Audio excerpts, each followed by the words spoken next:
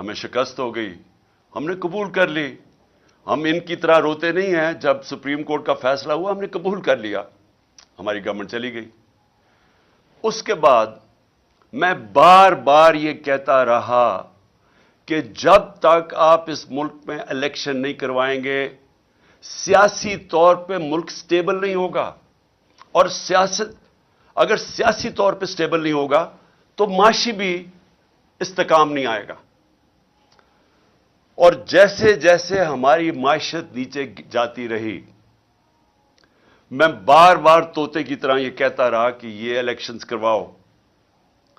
لیکن مسئلہ یہ آ گیا کہ یہ جو پی ڈی ایم کی پارٹیز تھیں یہ بھی اور جو ان کے پیچھے ہینڈلرز تھے دونوں ڈر گئے الیکشنز کروانے سے. اور وہ الیکشنز اس لیے نہیں کروا رہے تھے کہ